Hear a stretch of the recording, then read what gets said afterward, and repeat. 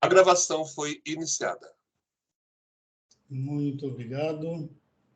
Muito bom dia a todos. Hoje é 7 de dezembro de 2022. Estamos iniciando a sessão de julgamento da Terceira Câmara Julgadora do Tribunal de Impostos e Taxas do Estado de São Paulo.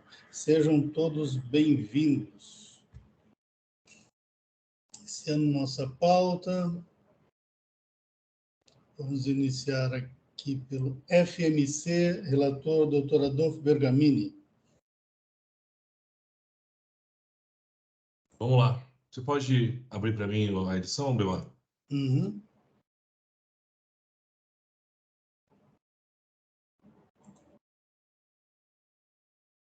Habilitado.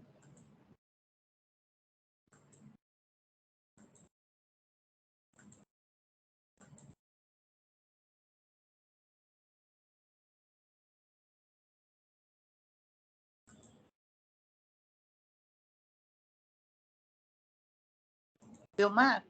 Pois não? Eu li por cima, acho que o voto do... Acho que só ementa, alguma coisa assim, o voto do Adolfo. Ele não está admitindo provas... você não está admitindo provas, Adolfo, é isso? Na verdade, Marta, eu tenho dois. Um que é concomitância, que é artigo 30, e o outro, que acho que é EBEG embalagens, o contribuinte ele apresentou uma defesa que me parece que foi só para procrastinar. Porque o ponto fulcral o ponto fulcral era não comprovação do crédito, da ordem do crédito e tudo mais. Você colocar uma defesa falando em abstrato sobre não colatividade, sobre... Não, então tá bom. Então, porque eu pensei que fosse outra coisa, que fosse prova extemporânea juntada, alguma coisa assim. Mas no caso do FMC é concomitância, viu? Não, eu estou falando do EBEG, Famário. Não, sem problema. É que senão eu ia pedir só uma preferência. Beleza. Não precisa.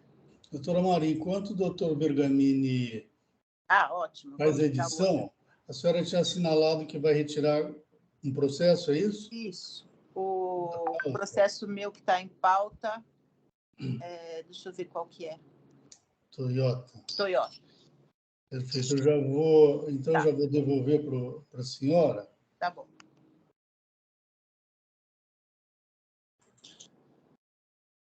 Então, o processo da Toyota sendo devolvido para o relator, no caso, para a relatora. Ô, Belmar. Pois não.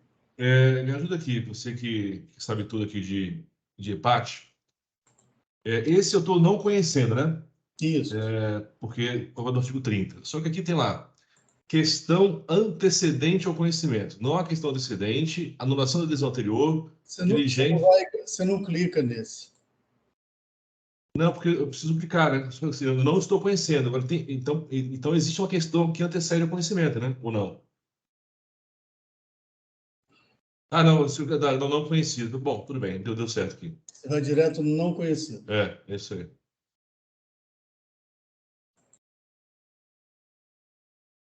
Pronto.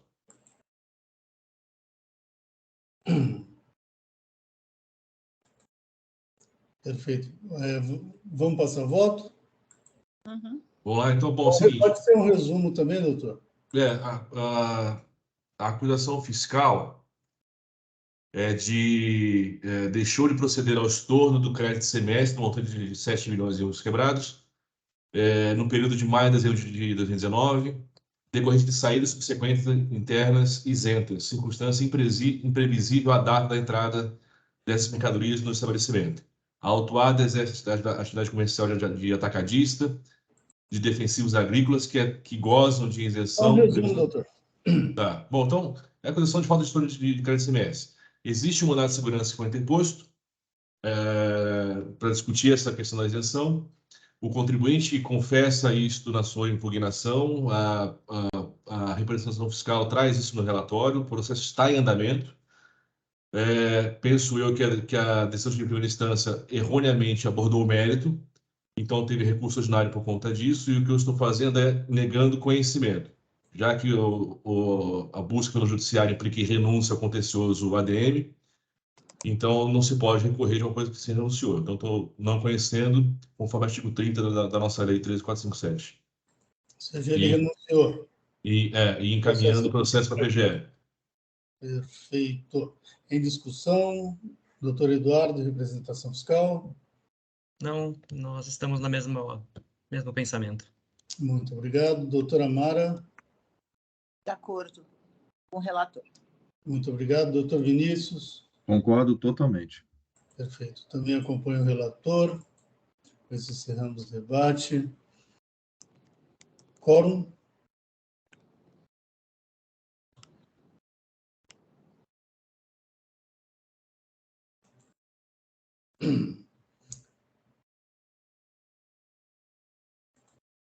Em votação.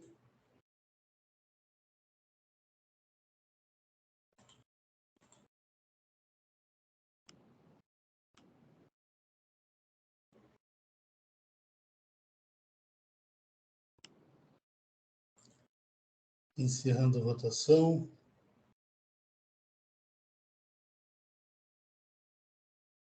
Encerrando o julgamento.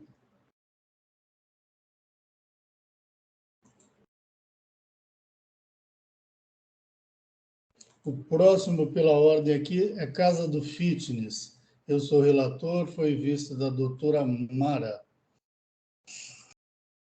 Belmar, você quer fazer o histórico? Porque, na verdade, eu estou te acompanhando. Tá? Ok. Aqui é recebimento de mercadorias desacompanhadas de documentação fiscal.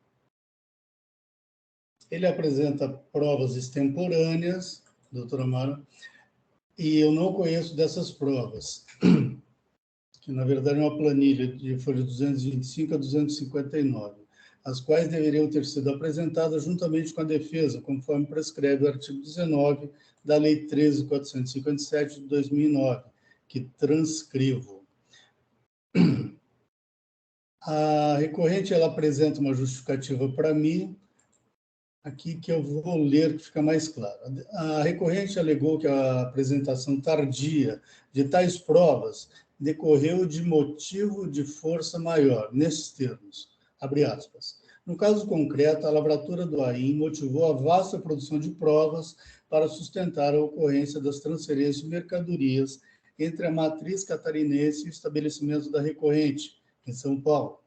O volume foi grande. O trabalho, a checagem dos itens para a composição do controle unificado de estoque foi apurado mediante a seleção de cada chave de acesso das notas fiscais, desde a entrada das mercadorias na matriz catarinense até a saída dos produtos pela recorrente, conforme descrito no subtópico 3.2 do presente recurso.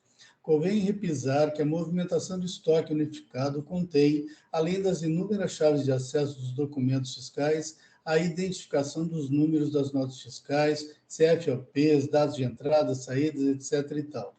Com base no volume de informações, há de se reconhecer que produzir o levantamento individual das entradas mercadorias na matriz catarinense, como citado no nível de detalhamento para contrapô-lo às saídas por vendas, promovidas pelo recorrente, foi um trabalho hercúleo, impossível de ter sido concluído no exíguo prazo de 30 dias da apresentação da defesa. Fecha aspas. Sem razão recorrente. Conforme a jurisprudência do Superior Tribunal de Justiça, a força maior e o caso fortuito vêm sendo entendidos atualmente como espécies do gênero fortuito externo, no qual se enquadra a culpa exclusiva de terceiros, sendo aquele fato imprevisível e inevitável, estranho à organização da empresa, contrapondo-se ao fortuito interno, que, apesar de também ser imprevisível e inevitável, relaciona-se aos riscos da atividade, inserindo-se na estrutura do negócio, que é uma ementa do julgado João Resp, cujo relator foi Luiz Felipe Salomão, e digo, a Lei 13.457 de 2009 não traz a definição de força maior, motivo porque se empresta a definição utilizada pelo STJ para se entender que força maior é o fato imprevisível e inevitável, estranho à organização da empresa, ou seja, fato externo à empresa, imprevisível e inevitável, como, por exemplo, a queda de um raio, que destrói ou queima todo o prédio em que a empresa estava instalada. Nessa linha de entendimento, é certo que as razões trazidas pelo recorrente não demonstram ocorrência de motivo de força maior para a apresentação intempestiva das provas de folhas tais, mas sim mero fortuito interno, decorrente de sua própria lentidão, de sua desídia em produzi-las tempestivamente, o que não se confunde com motivo de força maior na definição aqui usada, razão porque não se conhece de tais provas intempestivas.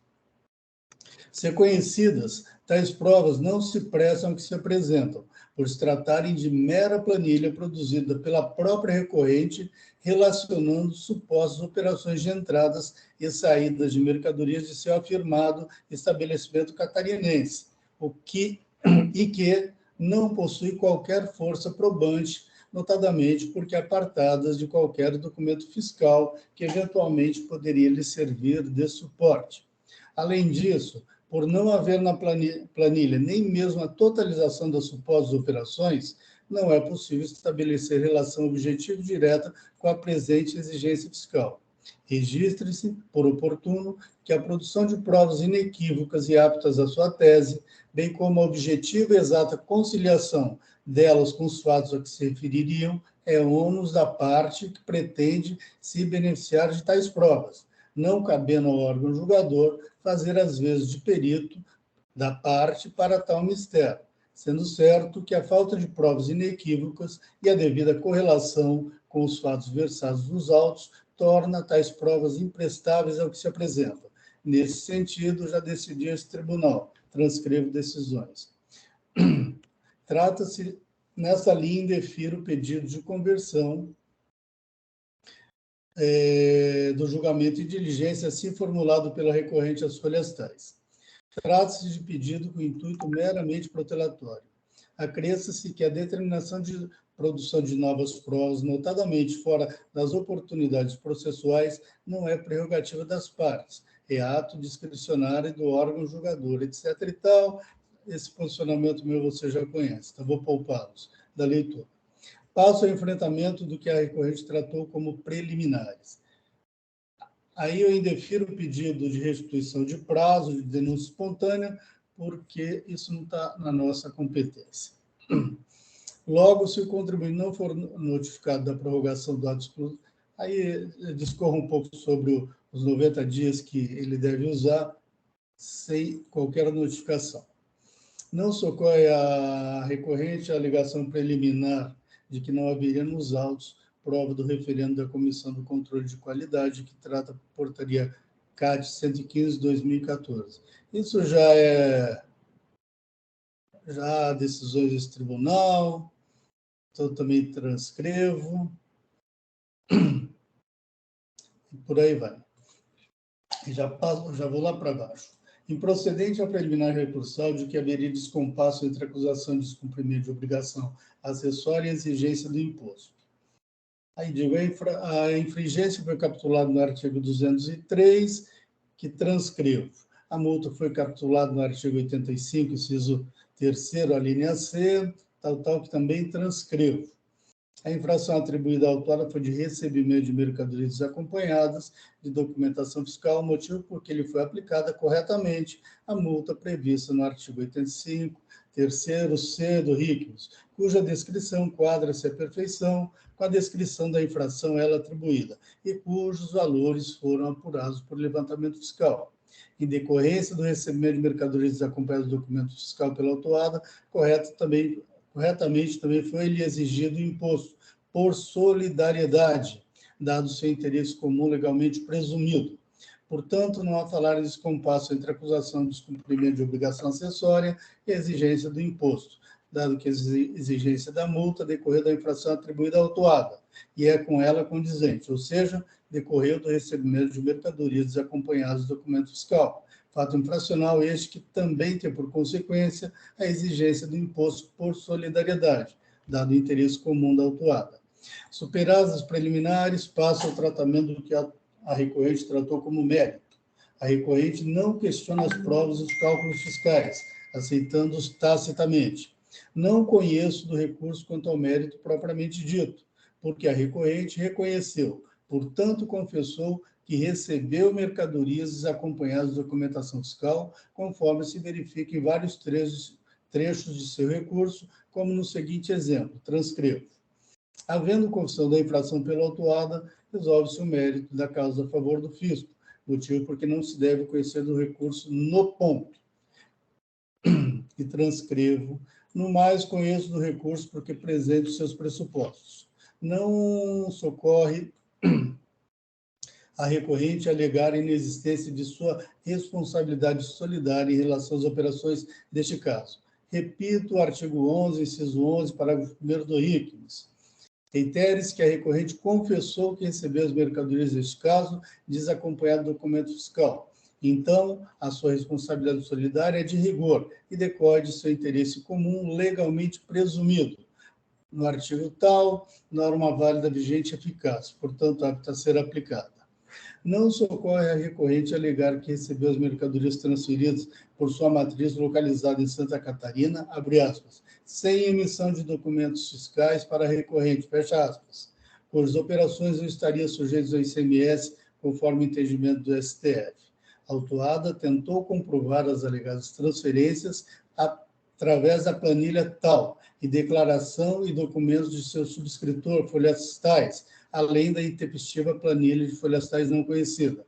Segundo a autuada, a planilha de folhas tais consiste em amostragem do controle de estoque consolidado de 2019 do estabelecimento da impugnante de sua matriz em Santa Catarina, o que não a socorre, por se tratar de mera planilha rudimentar, relacionando supostas operações de entradas e saídas de mercadorias de seu afirmado estabelecimento catarinense, e que não possui qualquer força probante a favor da autuada, porque é desacompanhada de documento fiscal que eventualmente poderia lhe servir de suporte.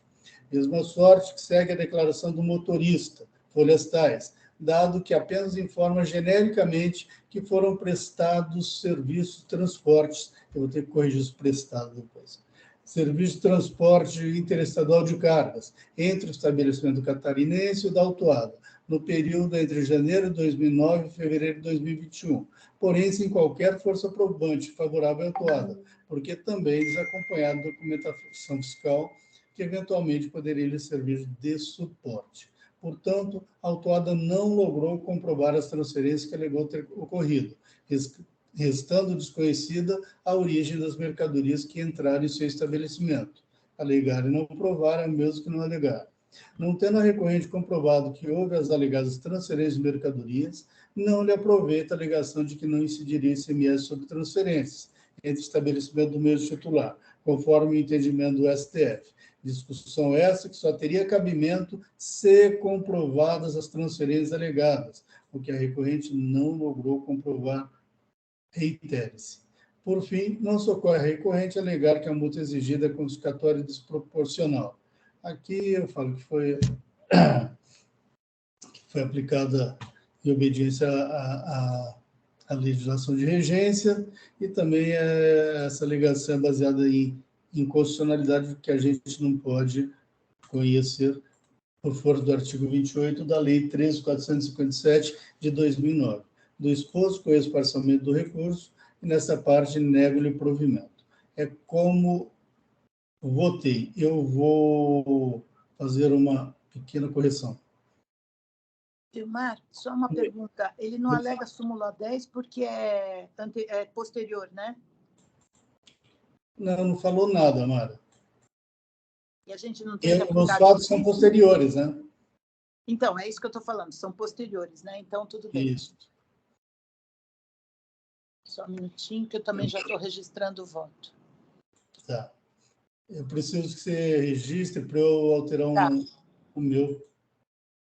Espera só um minutinho, então.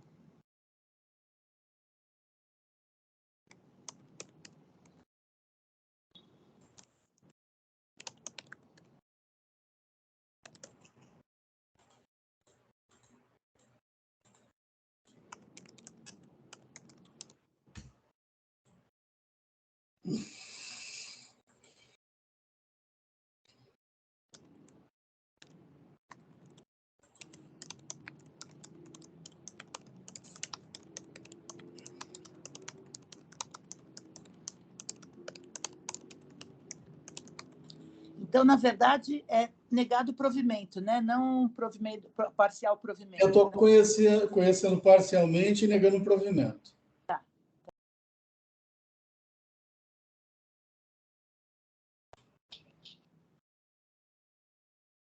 Pronto.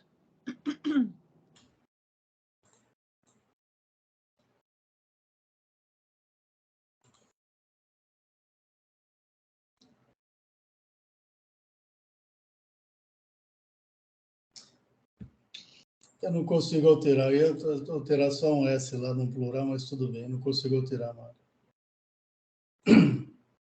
Tudo bem, discussão, representação fiscal. Não temos nada a A acrescentar. doutora Mara não leu, por favor, Mara. Na verdade, eu estou concordando com você. Eu só disse que, embora eu seja do entendimento de que as provas extemporâneas podem ser conhecidas, eu sou vencida na Câmara e, no caso em particular, se trata de planilha desprovida de suporte documental ou lado técnico que lhe dê veracidade, né? Então, eu estou concordando com você. Perfeito, então. Agora sim, discussão, desculpe, doutor Eduardo. Não tem problema, não temos nada a acrescentar, não, doutor Belmar. Ok, muito obrigado. Doutor Bergamini, Eu me declaro impedido. declaro impedido. O senhor já registrou o voto, perfeito. Doutor Vinícius. Nada a acrescentar, muito bem fundamentado o voto. Parabéns. Muito obrigado. Então, encerrando o debate.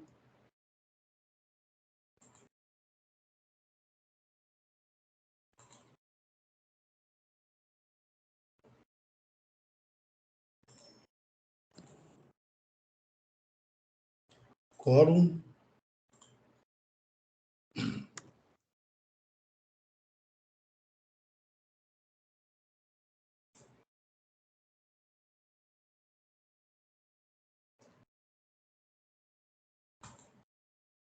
Em votação.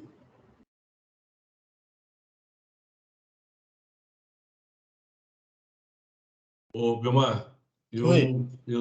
Quando você... eu estava tentando aqui fazer a declaração de impedimento, Hum. mas a Tá, eu vou caixinha lá voltar. a caixinha lá de gravar estava desabilitada. Tá, eu Eu vou achava que reabrir. eu achava que estava Vou gravando. reabrir os debates, a gente refaz tudo. O senhor registrar. Por favor, agora declare-se impedido. Pronto, consegui. Agora você voltou a conseguir. Perfeito. Quórum.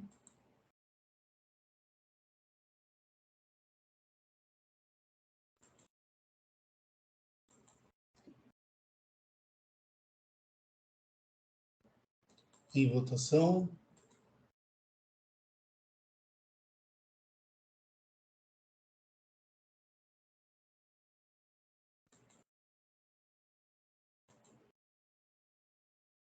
Encerrando a votação. Encerrando o julgamento.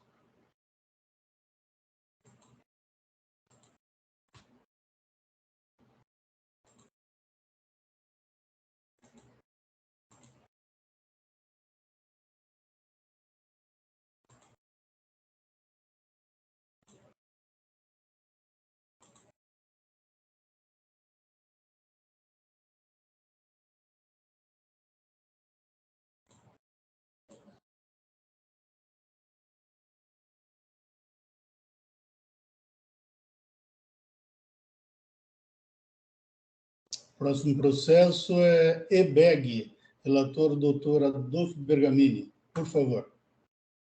Você pode habilitar a edição? Habilitado.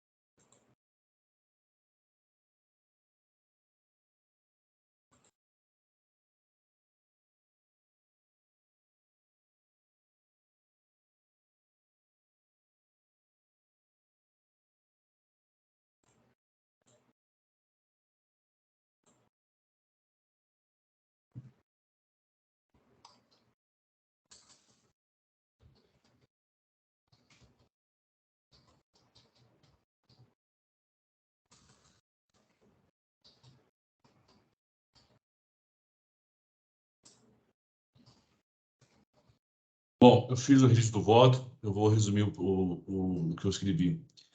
A acusação é de não comprovação da origem do crédito de ICMS que teria sido tomada pela aquisição de ativos imobilizados. O contribuinte não tem SIAC, não tem nada, não há comprovação feita na defesa, nem no recurso ordinário. Ele apenas traz questões abstratas jurídicas sobre o que é a não cumulatividade, sobre o direito ao crédito, etc, etc, etc. Mas o ponto fulcral aqui é a comprovação. Ausente essa comprovação, eu estou negando o provimento ao recurso ordinário. Muito bem. Só um minuto. Está sumindo aqui.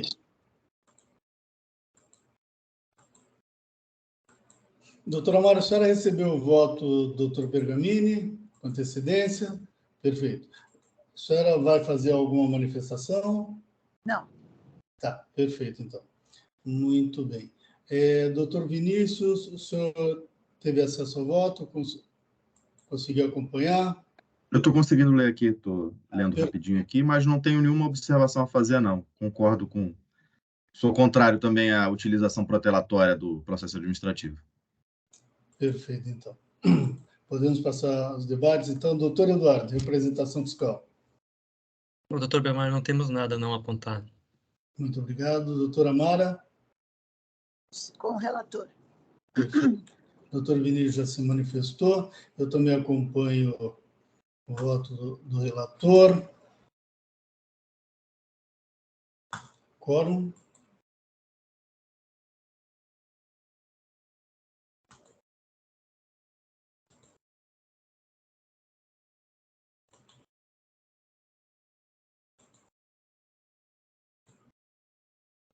Em votação.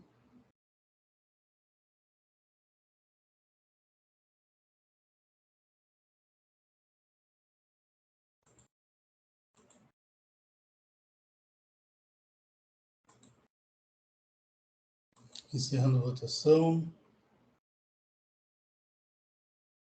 E encerrando o julgamento.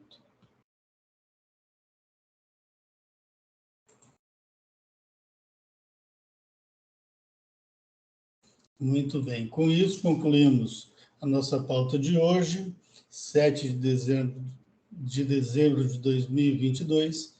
Estamos encerrando a sessão de julgamento da terceira Câmara Julgadora do Tribunal de Impostos e Taxas do Estado de São Paulo. Muito obrigado a todos que nos acompanharam e até uma próxima. Tenham um bom dia. Bom dia. Bom dia a todos. Muito obrigado. Doutor Hélio, por favor, vamos encerrar a live.